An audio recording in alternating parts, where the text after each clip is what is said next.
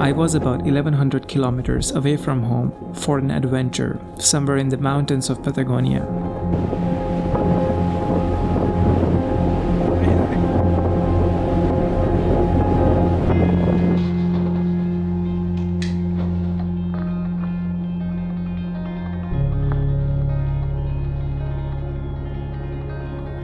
I was in the southern end of Chile, and things were not quite as I expected.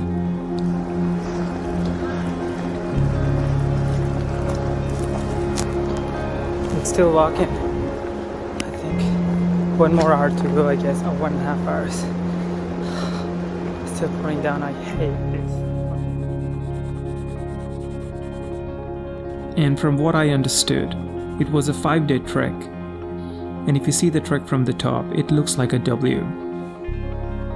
Every day we had to walk until a certain point to reach our campsite or lodges. There were no stops in between. Even if it rains or it's stormy, you have to walk through it. In the mountains, the weather would change every second. Sometimes it's pouring down. Sometimes it's nice and sunny. Sometimes it's so windy that the speed of the wind can reach up to 120 kilometers per hour. Sometimes you're walking next to a wild river, and next minute you're walking in a valley surrounded by snow mountains. Or sometimes you're walking on the snow mountains. This is the hardest bit. We're almost there, like 20 minutes away, I guess.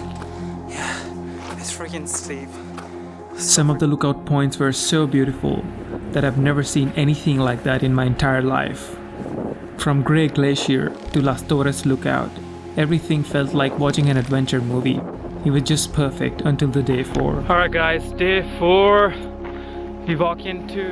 On the 4th day of the trek, it was raining throughout the whole day, and there was a point where I lost my way, and I was walking in a completely different direction. Everything was wet and muddy, the treks became dangerous and slippery, and then there was a point where I had to walk through this area which was covered with mud and water. Being very careful, I started walking towards it, and my second step went into a mud pit. It was sucking me in.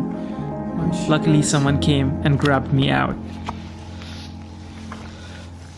Yes, I fell down on that muddy area. I just like stepped my leg and my leg went into like half. Oh, my bag is wet. Last day. It was horrifying, and when something goes wrong or not according to how you have planned, you start to question yourself. You start questioning every time you thought you were right. I continued walking in the right direction now, and I was still 2 hours away from my campsite, and those 2 hours were the longest 2 hours I've ever felt on any trek. And later that night, I lost my camera, which had all the footage from the trek. The self-doubt from the afternoon became more and more strong. I was taking a night lapse yesterday evening, so someone just stole it. I just kept it outside. So now we're going up on that mountain. I tried to put it aside and enjoy the whole journey, because deep inside I know that what I'm feeling is because of some minor events, and I'm not going to let it define my whole journey. Luckily, I found the camera next day, which was on day 5 of the trek. The customer service office, and I just came back and I was like, hey, did you guys have any camera by any chance? They were like, yeah, someone gave it to us last night, and they thought that like I left it there. Oh my god, I was like, shit. Oh, I'm so relieved. And the trek was almost over. We headed back to Santiago, from where the whole journey started. In these long treks, there's so many ups and downs. You encounter the most beautiful moment to the most painful ones. Never seen anything like this before. And all you can do is trust the process and make the most out of it, because in the end, it's gonna be worth it. 5 k's more down, so maybe 2 hours more, but I'm having fun.